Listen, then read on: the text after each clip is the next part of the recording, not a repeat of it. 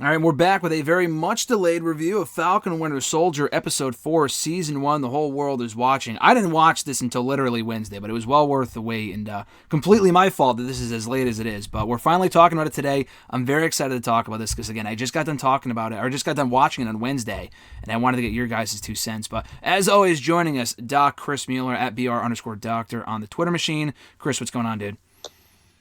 Oh, not much. I'm glad to be talking about something other than wrestling after the week we've had.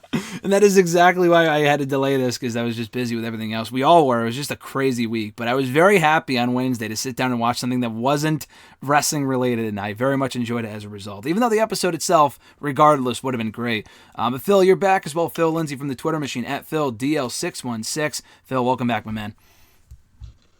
Great to be here. Just hopped off a WrestleMania review. Complete 180, so.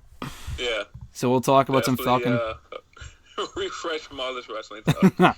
So have you guys watched it again since, I assume you guys both saw it when it came out on Friday, right?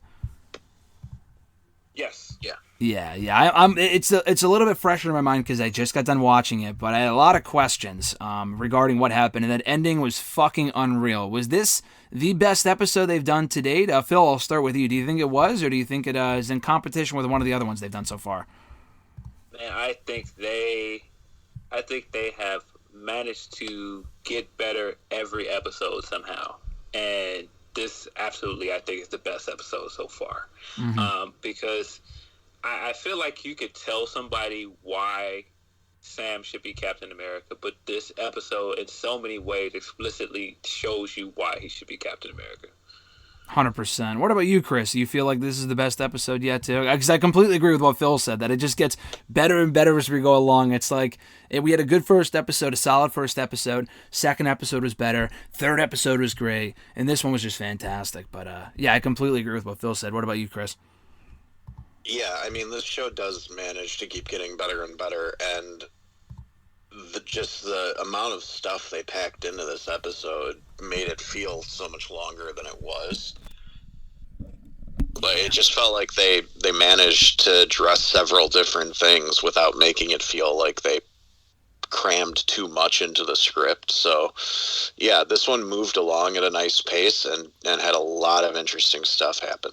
Yeah, there's just so much going on in this episode. What would you say were like the biggest takeaways, aside from the ending itself, which we'll get to in the controversy surrounding that? What were the other big takeaways from this episode that kind of gave us a clearer picture as to where the rest of the show is going, with only 2 episodes left? Well, we got Zemo on the run now. He took off when the Wakandans were fighting the Captain America roster. Mm-hmm. So that's going to be interesting to see. I was surprised he didn't show up at the end when Bucky and Falcon and Walker and all them were kind of trying to track down Carly's crew. I expected Zemo to fire a sniper shot through the window at Carly or something, but it never came. Mm-hmm. But yeah, we got the death of Hoskins in this one, Battlestar. I mean, that sort of caught me off guard. I did not know that they were just going to kill him that quickly, but the impact it had, I understand why they did it, because that's what drove Walker a little over the edge there and caused the whole bloody shield. Yeah, do you think that was necessary in killing him off? Because I was shocked to kill them off. I mean, not just the fact that he died. I mean, that was surprising alone, but the fact that he's dead in the 4th episode. I thought we would get a little bit more of him before that happened, potentially. I don't know if it was I don't know if any death is ever necessary in any of these things. Sure. I get why they did it from a storyline standpoint, but and they probably did this intentionally. They cast a really enjoyable actor in that role. I really liked the character he was playing, because he was he was the voice of reason on their team. Walker was kind of the hot-headed guy, and you could tell that Hoskins was the dude who actually thought things through. He clearly was more qualified to do a lot of things than Walker was. He's out there translating for him. It felt like they built him up, so his death definitely impact us a little more, and they did a good job doing that, but it's just too bad that we're not going to get to see any more development of that character now. Yeah, I mean, we've been talking about that for a while. What about you, Phil, and his death and how it was affected? Because I know we've been talking about, like, again, in wrestling terms, the heel turn of John Walker, Captain America, whatever, and I thought he might be involved with that. I'm not really sure where he would have tied into that, but we won't know now because he's dead. So what were your thoughts on that, Phil? This was really, really smart writing, because I think from the first time we're introduced to Hoskins, like, he's John Walker's Sam. So we are seeing, like, John through his eyes, and he's his friend, and he's trying to, almost in the same way that Sam was helping Steve get reacclimated into the world. Mm-hmm. And I think that is one of the first things that Steve sees in him and goes, like, you don't even really know me. Everybody knows me as the symbol, but you see me as just a guy that I'm trying to help. Like, I'm a fellow soldier, and you're trying to help me. And that's the first time he realized just how good of a guy that Sam is. And I think we see some of that in Hoskins, that Hoskins is trying to be a good friend to Walker. It's not that he's Captain America. It's not that, he is a symbol. It's that this is my friend, and I'm trying to help him through this. And so killing Hoskins definitely, I feel like, takes the voice of reason away. And it kind of gives us, like, this grim, like, almost shadow version of Captain America, where it's like, this is Steve without a voice of conscience. Not to say that Steve needed Sam, but this is Steve without Sam. Yeah. Yeah, that's actually a great way to put it. I mean, especially with the ending, the way they structured it, too. The guy just brutally murdered the dude, too, and I don't think he wasn't even the one who killed Hoskins, right? No, it was Carly. Yeah, it was Carly. Yeah. Okay, I missed that part. All right, so that was just a crazy ending. And then going forward, what's the aftermath of this? I mean, it was obviously caught on video. You mentioned, like, oh shit, my mouse just fucking flew off the thing. So you mentioned he gets killed. It just brutal. It gets caught on camera. You mentioned the shadow Captain America. I love that you put it that way, Phil. What's the aftermath here? Where do we go from here with John Walker as Captain America? I don't know. I feel like we've been saying this every episode where I was like, he's going to do something really horrible. I could just see it coming. And this also mirrors his breakdown in the comics, because I think when John has, like, a breakdown and he does something terrible in the comics, it's because his family got killed. And this was a way to not kill his whole family and not kill his wife. So, I mean, you can go from killing, a whole group of people to killing one guy is kind of, I guess, a way to get around it. But yeah, I've been saying for a while that they're going to take the shield away from him. He's going to be, discharged, of course. This is going to become a national disaster, because you got Captain America, the symbol of hope in the world, murdering someone in cold blood. Like, that can't happen. I mean, yeah. Plus, the people on the street filming him have no idea who that guy is that just got murdered. Mm-hmm. So to them, Cap just chased down a random dude and murdered him. It's like they don't think of that guy as a terrorist, and people might not even know he is one. Yeah. So, you have that ramification, but, like, fuck, you got Cap just standing over his dead body at the end, and he did not look remorseful at all. No, it looked like he was looking for Carla. I'm almost wondering if moving forward, he might go on the run, and, like, the rest of the show is Bucky and Sam chasing him. Yeah. And of course, we have to get to the elephant in the room. This is clearly an allusion to police brutality. Mm-hmm. It's clearly, and they didn't do it with a black man, but it was very clearly, I mean, just the way that it was caught on cell phones and the world's watching. That's even the title of the episode.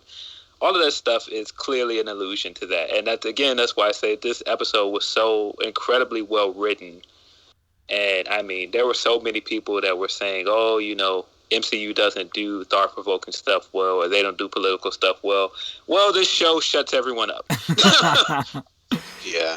We've mentioned this before, because obviously it's been a theme throughout the show up to this point, specifically with the police encounter that they had, that Bucky and Sam had I think it was episode 2 or whatever. We've already discussed this, but this was already in the can, right? Like, is this a crazy? I mean, obviously this stuff has been relevant for years now, but it's way more relevant now than it would have been a year or two ago. This was filmed beforehand, right? Is it just a crazy coincidence that it's all kind of coming together now, or do you guys think they changed the theme of the show as they went along? I don't know. It's possible that this was a pickup when they started refilming, but I feel like they always had Walker going down the violent path in mind. Maybe they adjusted it to put a bunch of witnesses around to sort of reference like how many videos of police brutality we've been seeing, but it's really tough to say because so much of this stuff, like you've been saying, Phil, is like these are issues we've been dealing with for years. So with a black creative team behind it, it's no surprise that these things are being dealt with, whether or not they happened recently. So it's very possible that this was all planned from the very start. Yeah, it probably was. I mean, again, with the whole shooting schedule, I'm just curious as to how that would have worked. Again, I think they had filmed this before the pandemic anyway, but I wasn't really sure. Like you said, I think John Walker was always going down this road. I don't know if they just made the slight tweaks and whatever in the last couple of months. What do you think, Phil? Do you know for a fact if they've kept what they were doing originally, like with how they filmed it? Like, I don't know what the filming schedule was like exactly. I don't know if the filming schedule changed anything, but I have to assume they went into this, this is Sam's journey. So I think there were themes that they wanted to tackle anyway. And I mean, it just, it kind of lined up because Black Lives Matter was such a big talking point last year. Mm-hmm. But I mean, Black Lives Matter was a big thing in the years before that anyway. Yeah. So I mean, it could have possibly always been the plan. But I mean, I just cannot, I can't give them any less credit for what they've done so far. I think they've done a great job of, building the world back up from after the snap and then tackling all of these real world issues at the same time in a really smart way. Yeah, no, I think they're doing a great job of it so far, and it's proven to be so far more than just a Marvel show, because it kind of gave off that vibe when we saw the first episode, but it's been so much more than that with only 4 episodes in. Where do you guys think this is going? We have 2 episodes left, one tomorrow as we speak right now, and then another one next Friday before they call it a wrap on I assume there might be more seasons, but at least on season 1. I'll start with you, Phil. Where do you think we're going in the last 2 episodes? More than just the John Walker stuff, but just in general. I mean, this is clearly leading to Sam getting the shield and has to and becoming Captain America. I still think everything that we've seen so far with Bucky tells me that I think he's going to realize by the end of this that he's not like Sam, and he's not an Avenger. He's not a guy that's going to do things out in broad daylight. He's going to go undercover and start doing things like a little bit like what we saw Sharon doing in the Madripoor episode. Mm-hmm. What about you, Chris? What do you think, aside from Sam taking the shield? Again, I think we expect that. Do you agree with Phil? What more do you think is going to be coming in the last 2 episodes? I mean, there's a bunch of stuff they still have to deal with because we still have the Dora Milaje looking for Zemo. Yep. We still have the Power Broker who has not been revealed unless it's Sharon, which I still kind of think it might be. Yeah, there's several different things they need to do, but it does feel like Sam, at least accepting the responsibility of the shield, is how the show will end. I'm not sure if we'll see him. Like, I know there's toys out there that sort of spoiled it, but I'm not sure if we'll see him in his Captain America suit for more than maybe a scene at the end of the last episode. Like, it feels like the show ends with him becoming Captain America, and then if they do a second season, which, God, I hope they do, yeah, that will be fully him as Captain America. I hope so, yeah. I feel like that's where we're going with it. To go back to, I forgot to ask you about this earlier, Chris, when you mentioned it, but like the loose end with Zemo, what's going on with him? Is that the end of it, or do you think we're going to see him again? Oh, we'll see him again. I love that they made an El Chapo reference when he escaped. Just Sam's like, he pulled an El Chapo on us, and El Chapo's like a famous drug lord who escaped prison a few times through ridiculous means. Yeah, Zemo will pop up again, I'm sure. Whether it has to do with, like, the finale with Carly's stuff, or maybe he doesn't get caught again, and the season ends with him out, doing other stuff, and maybe season 2 will focus on them going after Zemo. Yeah, I can definitely see that. What about you, Phil? What do you think is going to happen with Zemo? I think we're going to get into him doing, again, he's going to do something terrible before the season's over, because he's been having this progression so far where he's kind of lulled everybody to sleep by doing like dancing and being nice enough to Sam to get everybody's guards down, but he's still a bad guy, and he showed that several times. When he was in a lab and he killed the scientists like immediately while no one was paying attention, or when he walked up and he was singing the little kids nursery rhyme, and he talked them into telling him where Carly was, and he made sure to tell them, "Don't tell my friends where they are." Mm-hmm. So but then he still ended up sharing that information with them. That threw me off, because I didn't think he would. Yeah. Yeah, because Bucky, like, you could tell Bucky clocked that he was getting something from that little girl. And then later in the hotel, when he's just like, so what'd that little girl say? I was fully expecting Zemo to lie. And then he just came out with the truth. And I was like, that's... You never know what this guy's going to do, I like that they keep Zemo a little unpredictable, because it does, like Phil said, it gives you that false sense of security. You're like, oh, Zemo's fun. He's dancing in the club. I like this guy. But no, he's going to do something messed up. But one of my favorite parts of this whole episode was when Bucky and Sam and him were in the little hotel that they're staying at, or apartment, whatever you want to call it. There's 2 moments that were great. One of them was Bucky grabs the pot of tea out of his hand and whips it at the thing, and is just like, you want to see what somebody can do with pressure, or something like that. Like, that was another one of those scenes that illustrates why Bucky shouldn't be Cap. He still has some anger issues that he needs to work through.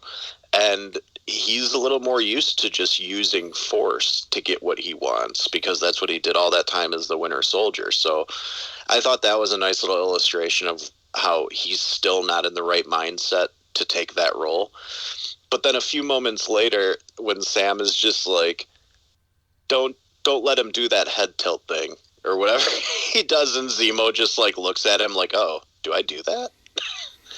There was just this funny little comedic moment of Sam calling him out on one of his weird little villain habits, and him kind of being like, oh, okay. That was funny. This time, Yeah, he had several reactions throughout this episode that were hilarious. Like when he was standing back watching the fight, and he was just finishing up his tea, like, well, that happened. Right? Yeah.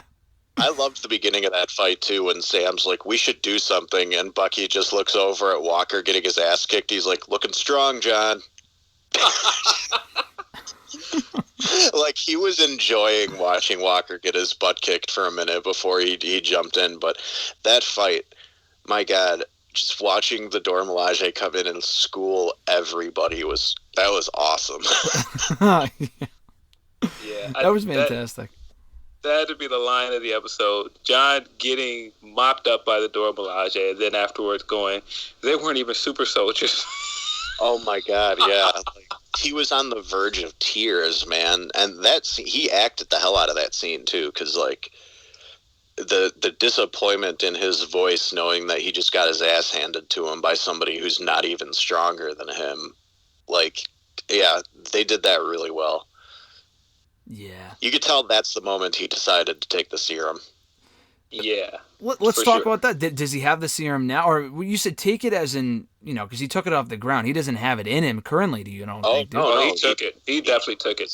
Remember because when he jumped on the car, is that what you mean? He was fine? Or was that... No, he straight up bent a huge pipe that one dude was like swinging at him, and then knocked him down the stairs. And then that's when Sam goes, what did you do? And all he says is, they've got Lamar, and keeps walking. I'm running on like 2 hours of sleep, so I completely missed that part. That went completely over my head, so this is news to me. But, okay, that makes more sense. He's got it in him for sure. And I think also that's why he was able to take out that other dude so easily, who also had the serum in him. Yeah. I feel like, didn't he throw someone through a door or something like that?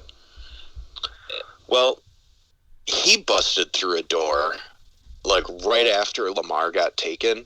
He, like, burst through a door, and then he decides to listen to see if he can actually hear where they are. And then he starts sneaking around as if the door noise he just made 2 seconds earlier wouldn't have alerted everybody within 100 yards. Like, that was so dumb to me, but I had to laugh at it because I was just like, why is he even trying to be stealthy now? He just busted through a glass door. Yeah. Yeah, but yeah, he definitely took the serum. Like, I felt like they made that pretty clear. For sure. Especially because he had that conversation with Hoskins where he's like, would you take the serum? And that was interesting that Hoskins was like, hell yes, I would. Because earlier, Sam didn't hesitate to say no that he wouldn't. Yeah. I think a cool visual. I mean, there's so many things about the ending that are great.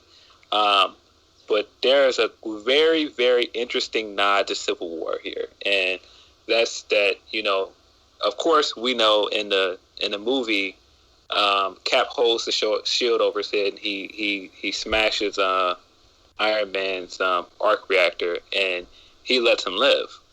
In the comic in Civil War, he holds the shield over Tony's head, and for a brief second he thinks about doing it.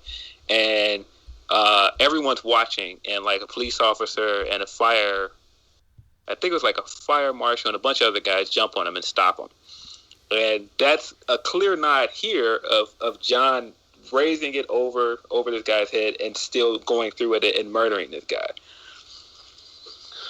Yeah. I did see somebody. I didn't actually pick up on that my first viewing, but I saw somebody else mention it that day. When, of course, everybody was spoiling shit within an hour of the episode airing. But I saw somebody post those two pictures. Like, one was a picture of him holding up a shield, and one was a picture of Cap holding up a shield. It's like, oh man, that does line up perfectly with that. A side note, you mentioned it right there. Is the spoiling shit still going on? Are they still spoiling stuff? I thought that ended after WandaVision. Yeah, they're definitely spoiling stuff. I watched it that night, like right when it popped up on Disney Plus at like 2 a.m. Mm-hmm. And like right after I watched it, I was looking at stuff on Twitter, and people were posting the screenshots of John Walker with the bloody shield and everything. Come on, man. What the fuck? Yeah, it's like terrible. You literally have to go in and mute a million different words if you want to try to avoid spoilers at this point, which, I mean, I did the same thing, Phil. I watched it right away because I don't want anything getting spoiled, and I'm probably going to do the same tonight. But, yeah, people need to chill. Like, I get it. I love sharing my reactions to these things, too, but maybe Twitter should do, like, a type of hashtag you can put on where it'll just automatically hide your tweet and say, like, this tweet contains spoilers, click to view. Mm-hmm. Yeah. Something like, you know how they do that with adult content? If somebody posts something and your filter isn't set to show adult content, you have to click to view it. Like, do that. I agree. Yeah. Yeah, that would be But, much better, yeah. You know, whatever. This is the world we live in. I guess it actually helps that I watched the episode days later, because by that point, not as many people were talking about it. So, like on Friday or Saturday, I would have been absolutely spoiled. But I didn't see anything, thankfully, before I finally saw it. Because when I saw that ending, I'm like, holy fuck! So it was a great episode, but that ending really got me hooked. So I'm looking forward to seeing what they're going to be doing next. I thought there was something else I was going to ask you guys. I think we covered pretty much everything. Oh, I didn't know that Bucky's arm could come off. Was that established before now or no?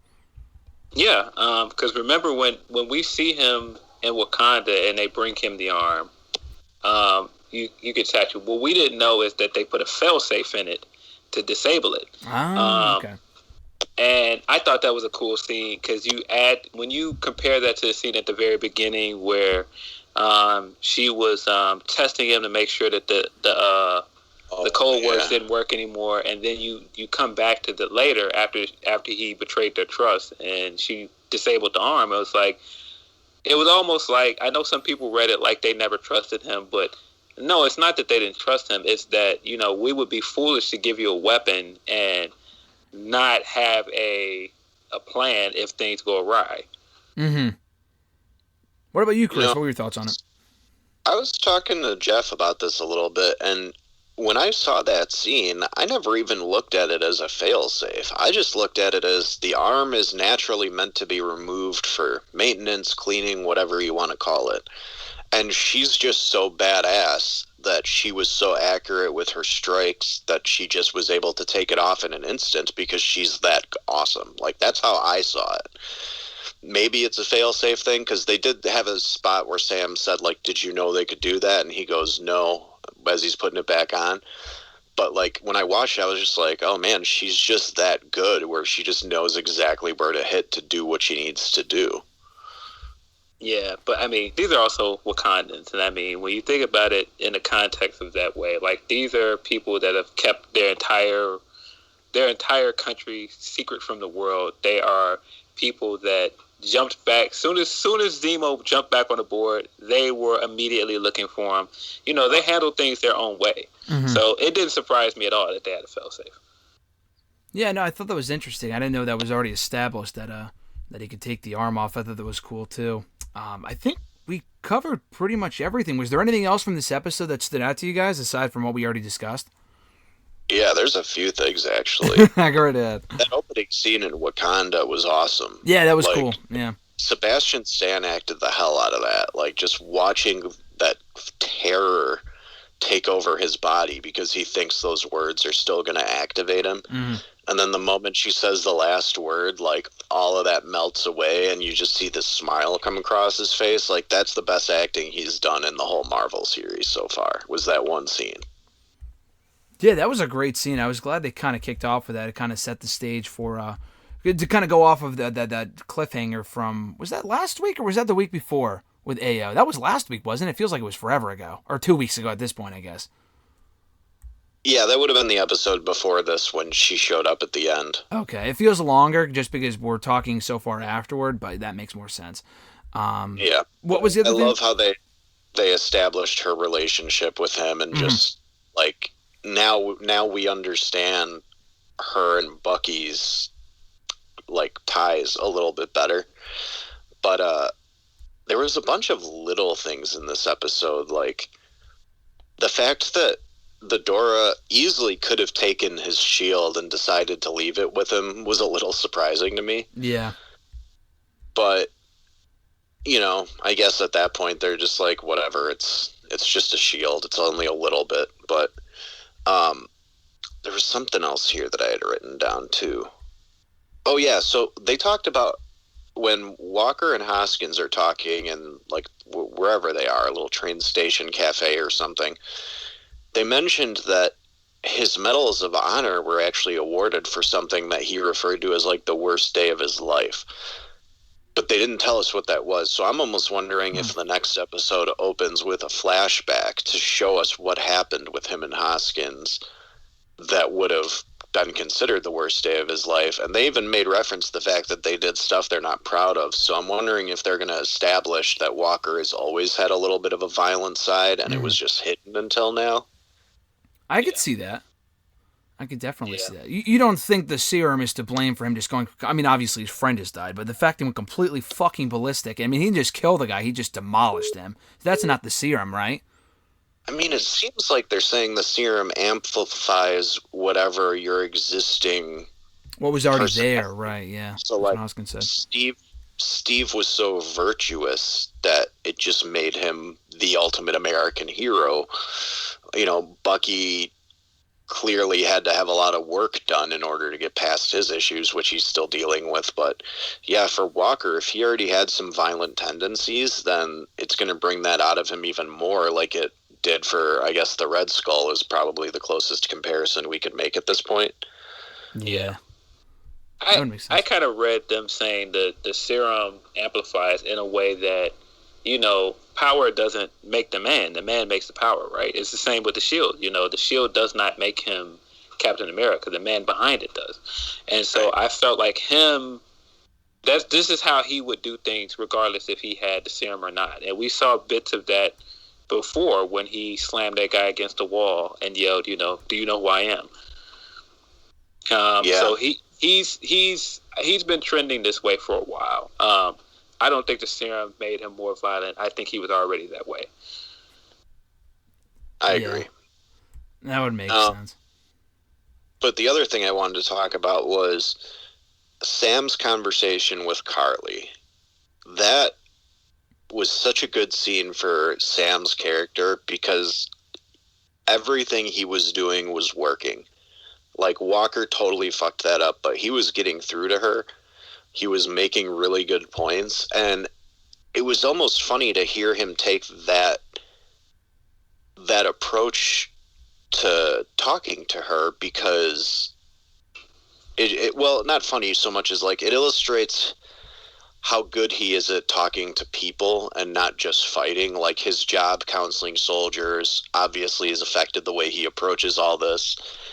And I just thought it was brilliant that they had him like getting along with her for a second and then sort of tricking her into saying something that almost makes her realize, like, okay, maybe we are like the bad guys a little bit. But you know, then Walker busts through the door and does his whole like you're under arrest thing and screws everything up. But I really liked that they gave Sam that scene, because every episode they do something to make him stand out a little bit more, and I'm loving it, because up until now, all the other movies, he was always treated as, you know, Steve's sidekick, and seeing all this character development for him, it's like he's already becoming one of the most interesting non-powered characters in Marvel. Like, I'm just loving what they're doing with him. And then, Phil, I'm sure you'll probably have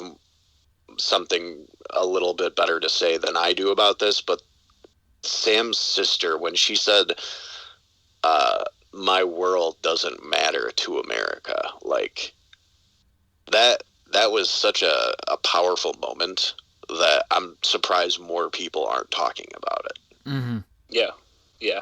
I mean, there were a lot of nods like that in the show that, you know, there are nods to race that is, I mean, it's said, but it's not like thrown out there, and it's not in your face in a way that it's like, oh, they're making this a race thing, but it's right there. And I definitely agree, like, the way that he talked to Carly, the way that he talked to Zemo. And again, this is just proof of why Steve chose him, because Sam is a guy that will try to solve things without running to, you know, kill someone or running to whip out his gun, because he understands. He's been to war. He's a social worker. So he understands, you know, he understood Sam's background, and he understood that Sam is the Captain America that the world needs. They don't need a soldier anymore. We're not at war anymore. And it's other things like, I mean, when you just look at Sam's entire arc, it's that Sam was the first guy in present day to try to help Steve get acclimated in a real way. He didn't just say, "Hey, man, you're in the present now." No, he gave him actual things to watch and listen to, and just the idea that he gave him this whole list of things, he helped him with things, and then that eventually gets passed down to Bucky, is a part of Sam's trying to help Steve. And then also, when Steve is laid up in the hospital, the first person we see is Sam. And that goes out through the entire Marvel universe. I mean, when Rhodey got shot down, Sam was the first guy there, and that's just who Sam is. And I feel like Sam, throughout this episode, tries to help everyone. And again, that's just why Steve chose him. Yeah, he's definitely like he's the beacon of hope now in the MCU, I think. Like, we had Cap, he was like the ultimate good guy. Like, you can always rely on Steve, at least the MCU version. We're not going to get into the Hydra Cap stuff.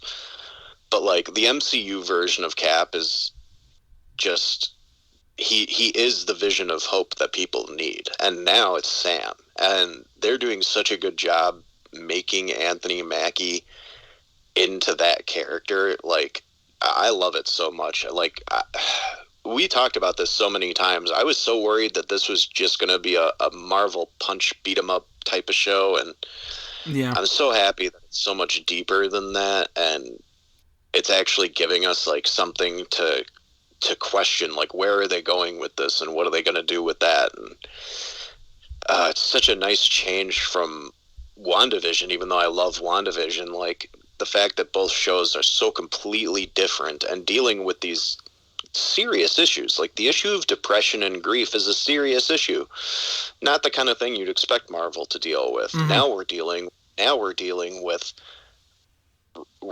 race relations. We're dealing with international, like, refugees. We're dealing with all these different things that have to do with war and its aftermath. And I mean, I think after Infinity War, they knew, like, we're going to have to start telling more intimate, small stories that matter, because we've pretty much blown our wad on the big battle scenes at this point. Like, how do you get bigger than what happened in Infinity War?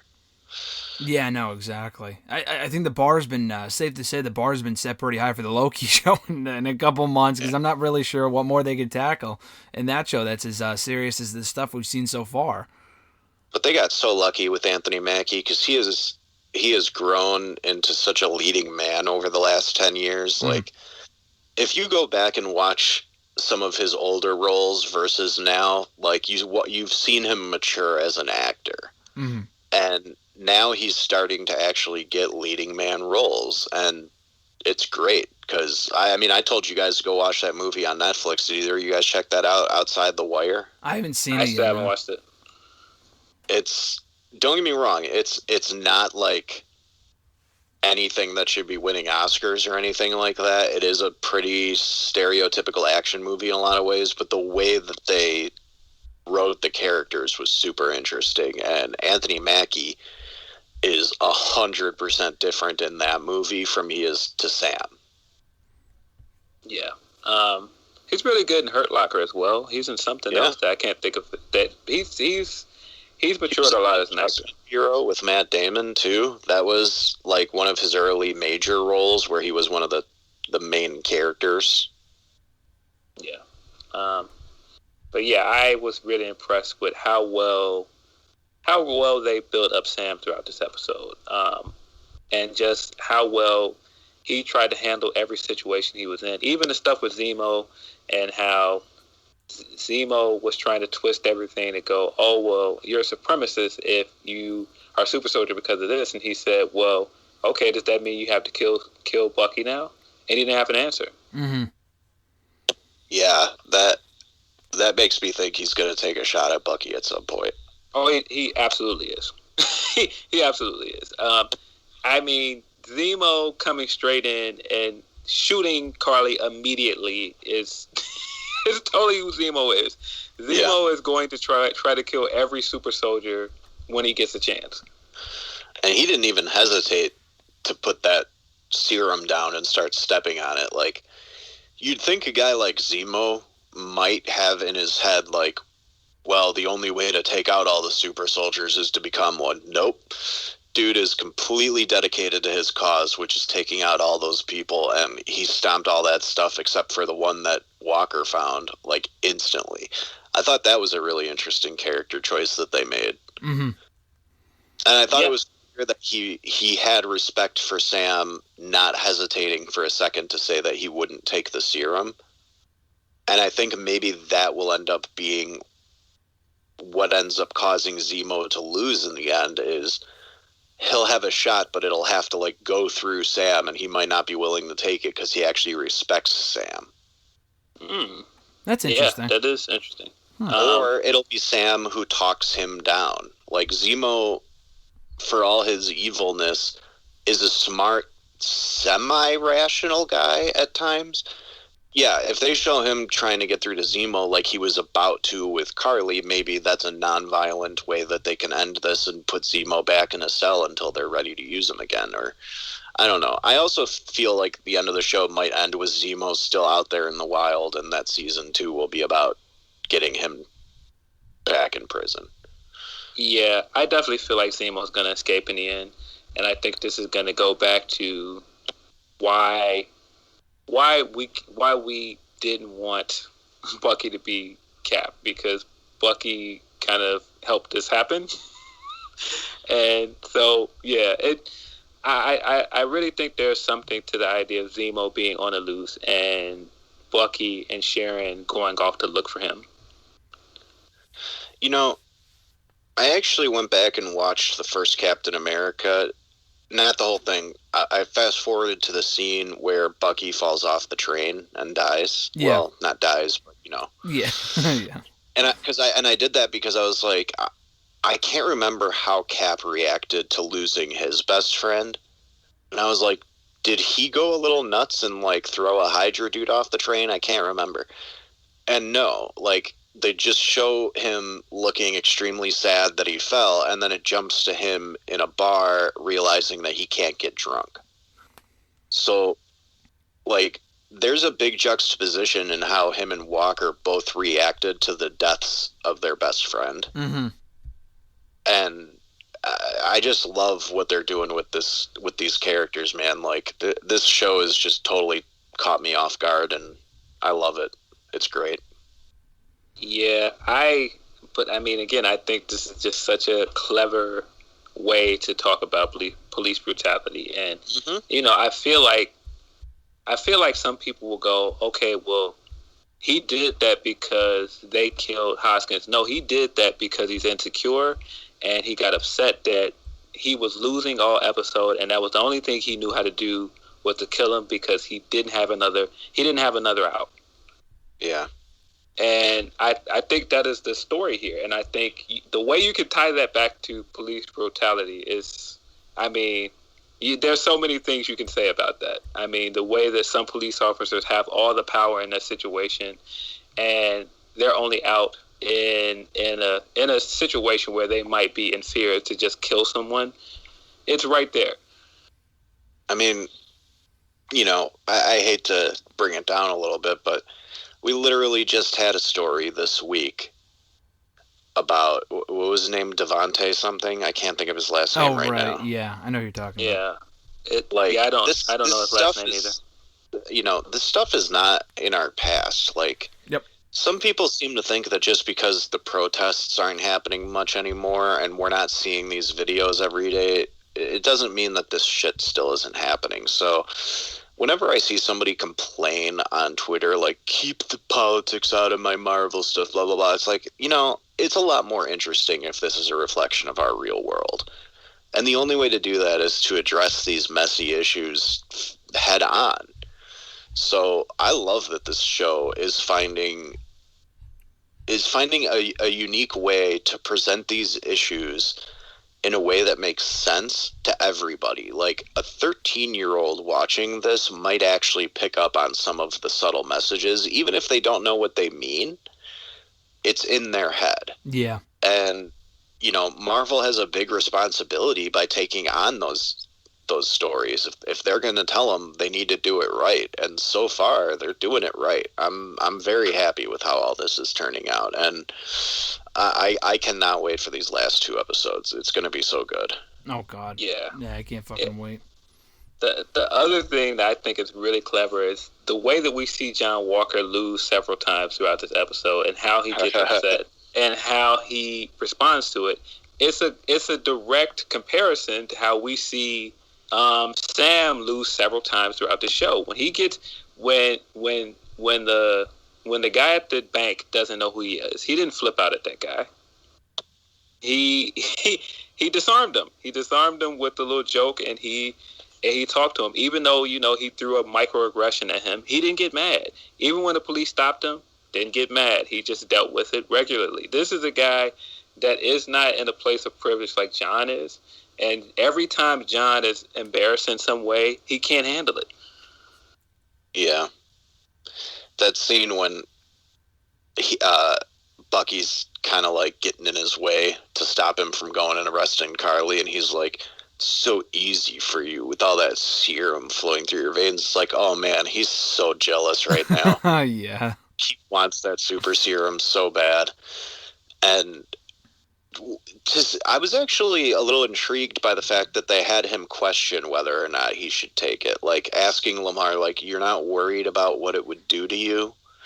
So I think, like, that one little seed right there is enough to tell me that they might not have Walker die and that at some point down the line they might try to redeem the character like they did with the John Walker in the comics, who eventually became like a temporary leader of the Avengers. Mm-hmm. Yeah. So it is possible that we don't see Walker die, but I really hope that when it comes down to it, that it's Sam who takes him down, because it's going to be so much more interesting if the non-super soldier guy is the one who beats the super soldier. If it's Bucky who takes him down, it's like, well, Bucky has a lot more experience and the serum, so of course he's going to win. Yeah. Like, I want it to be Falcon because he's the underdog. Like, he's Daniel Bryan at WrestleMania 30 right now. I mean, I feel like when it comes down to it, we're definitely going to get some kind of show-off between Sam and John. I mean, I feel like it's been leading to this since the first episode. Ever since they gave him the shield. Mm-hmm. Yeah, it's definitely the end game, I was going to say. Well, kind of going off that, another thing I wanted to ask you guys, if that's the end game for Sam, you mentioned earlier with Bucky that is going to help him get to that point. You know, we saw at the very beginning of the show where he was crossing off the names off the list and kind of coming to terms with who he is. Is there any other end game for him, you guys think, that's not related to Sam, or is it kind of going to tie back to that story? I just really think he's going to go off and start doing stuff in the shadows. I don't see him working with S.H.I.E.L.D. or doing any of the quote-unquote hero stuff, because he just doesn't fit in that world. Mm-hmm. I feel like his story needs to end, at least this season, with him going to that old man who's his neighbor and telling him the truth. I think that's where his story ends this season, is him finally working up the nerve to make that amends. Because I don't feel like they would have spent so much time on that in the first episode if they weren't going to resolve it in some way. Yeah. They haven't gone back to that, though. Yeah, but you know, we're hearing rumors now that they could bring Isaiah back in for another episode this year. Like, he might make another appearance in some way.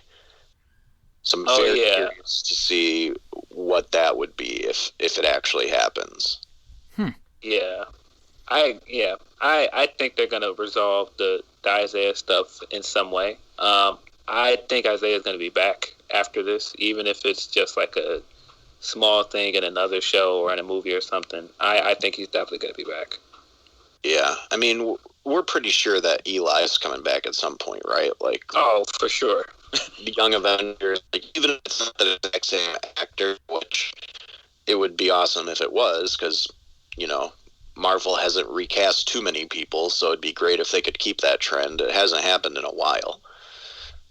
But, yeah, I don't know. I feel like if Sam is going to take up the mantle of Captain America, one of his conditions might be, like, you know what? You guys need to acknowledge this man and his contributions. You need to give him a medal. You need to, like, celebrate him. And so maybe, like, the show will end with Sam presenting Isaiah with a Medal of Honor or something like that. Like, it would just be a cool little character detail to make Sam, like, you know, he's always fighting for other people, and it would be awesome if that was one of his conditions to take up the shield, is you got to fix this wrong that you did.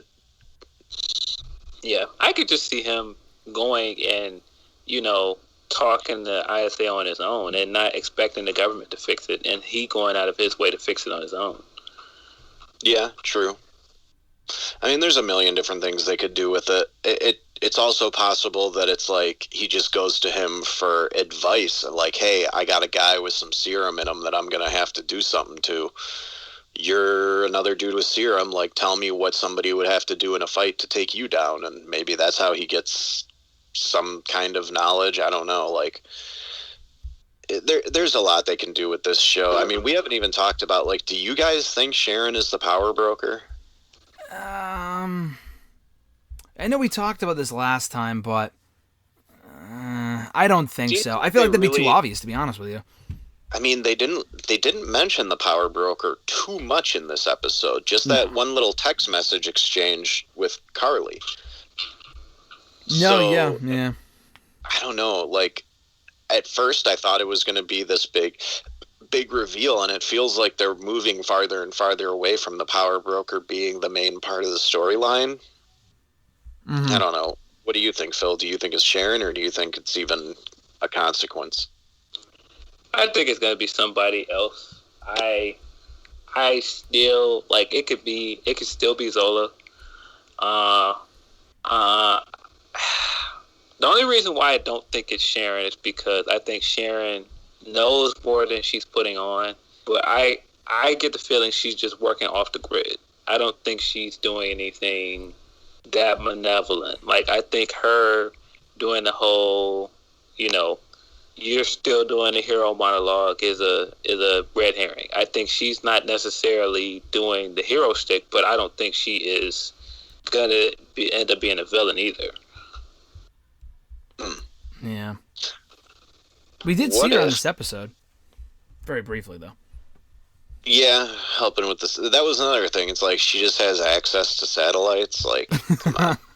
There's something going on with her, but I don't think she's the power broker. I don't know. I just feel like that'd be a little too, not a little too obvious. Especially after we're coming off of WandaVision, where the neighbor was the bad guy the whole time. Like, she was on the show the whole time, but we didn't know she was the bad guy. I feel like that'd be kind of following the same format.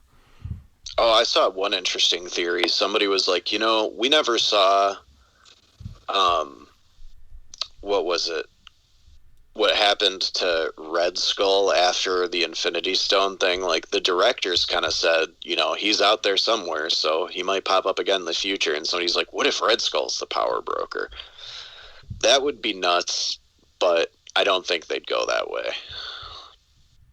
No, I don't think so either, because just Red Skull's whole character, I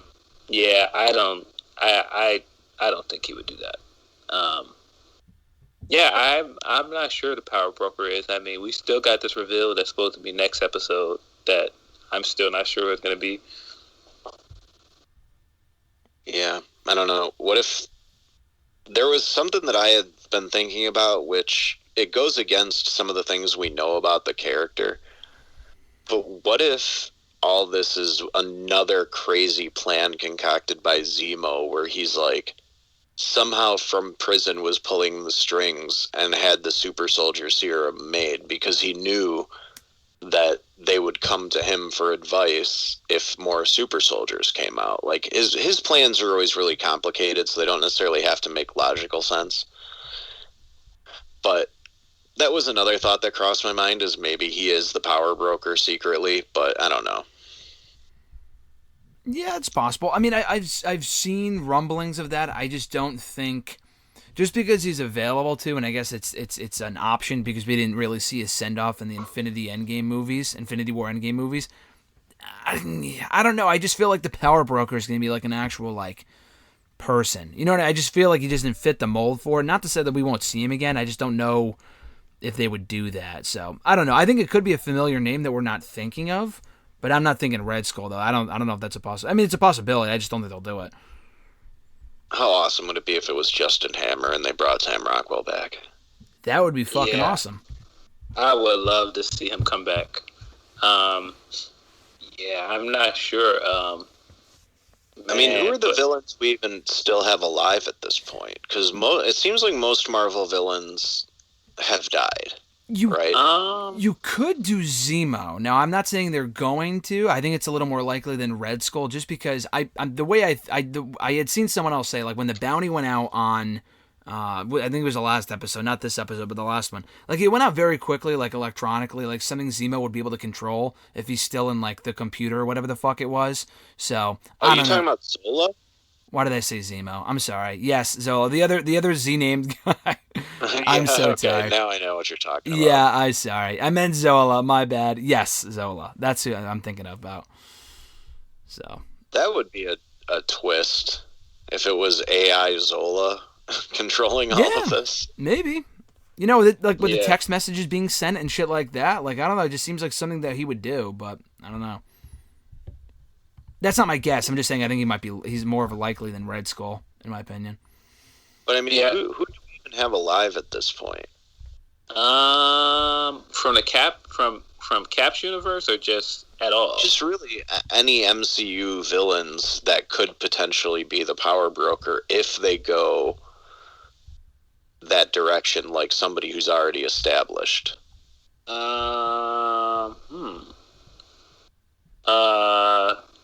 Justin Hammer makes a lot of sense, and is a funny wink to them saying, that's somebody I would like to see work with Thor.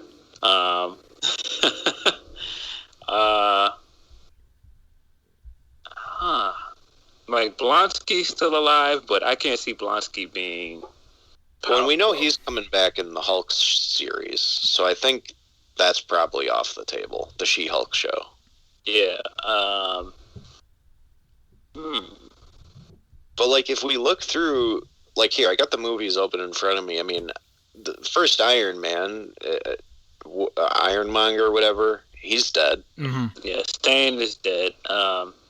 In The Incredible Hulk, it was Thunderbolt Ross and Abomination. Thunderbolt Ross isn't a bad guy. He's just a government stooge, and we just talked about Abomination. Well, Blonsky's still alive. Leader is still around because they teased that Leader's there. True. But I can't see the Leader being power broker. But I would like to see that character come back. But, like, Killian from Iron Man 3's dead. It obviously isn't going to be anyone from Thor: The Dark World. Was there anyone else in Winter Soldier other than Winter Soldier? Like, who was... Well, Zola was, like, on the computer at one point. Oh, it was well, I was about to say Crossbones. Crossbones did, but he died in Civil War, right? Yeah, and it's not going to be Robert Redford's character, because Robert Redford's pretty much retired from acting at this point. Like, and he's dead, right? Didn't he get shot? Oh yeah, he's dead anyway. His character's dead anyway. I know we saw him in Endgame, yeah, but he's not dead. I think he's dead in the universe though. He got shot when Fury came in at the end. He shot him. Oh, okay. It's been a little while since I've seen that one. I mean, Jesus Christ, what if it's Ultron? Oh my God! Can you imagine we get Ultron here and not in WandaVision? That'd be hilarious. Or it's just Walton Gogin's weird secondary villain from Ant-Man 2. Like, somehow he's amassed a lot more power than when he had a restaurant. And yeah, that would be crazy. I mean, it's not going to be what's his face from Doctor Strange. It's not going to be the bad Mordo. Mordo, that's it. Yeah, it's not going to be him. I don't know. I mean, there's options here. I think they're going to reintroduce somebody they're either going to reintroduce somebody or it's going to be like some kind of nod to Civil War. That's my guess. I mean, not Civil War, but Winter Soldier. And if it's not to Winter Soldier, that leads me to believe it's Zola. I mean, I wonder if they would even go the route of teasing it out to season 2 and not even revealing who it is in this first season. Maybe. I mean, I think so, but I don't know. Maybe this is just me, but I want some more finality from this show because we didn't get a ton in WandaVision in terms of, like, again, I know they closed out the story with what the show is going for, but I just want some more answers out of this show. Especially, I mean, I guess WandaVision was only one season and they're building to Doctor Strange, but I guess it really more is a matter of what they're building to after this. Like, are they going to be in another movie or are they building to a second season? That's kind of my question. My guess is we would get a second season. One of the Marvel shows was already renewed for a second season, but I think it was Loki. It was Loki, I think, yeah. Okay. Mm-hmm. Which, I hate that they announced that, because it's like, well, we know Loki's at least surviving. I know, yeah. But, yeah, I feel like this, if they're not going to put these guys in other movies, other than the Avengers team-up things, then they need to continue with another season, because they have such a good chemistry built up already, and the characters make sense to work with each other. Like, they're both so closely tied to Captain America that keeping them in and around each other just makes sense. Yeah, no, it just makes sense. So, I mean, I guess we'll see. But, yeah, I don't know. I think it's definitely going to be renewed for a second season. I can almost guarantee that. I mean, the show's been so well received. And unlike WandaVision, which was obviously designed to be a one-season show, they can definitely get more stuff out of this. And the fact it's only 6 episodes, too, leaves the door open for plenty more shit they could do in the future. But, yeah, I think that's pretty much it. Is there anything else you guys want to say about this episode? Not really. I think we covered it all. And the best part about talking about it right now is that we got the next episode tomorrow, or literally within hours as we're speaking right now. So that's going to be cool, and excited to be talking about the next one. But yeah, this has been great, guys. Chris, people can follow you on the Twitter machine at BR_Doctor, and Phil, you're on the Twitter machine at PhilDL616. Phil, Chris, this has been great. Thanks a lot, guys, and I'll talk to you next week, or talk to you soon, I guess. Thanks.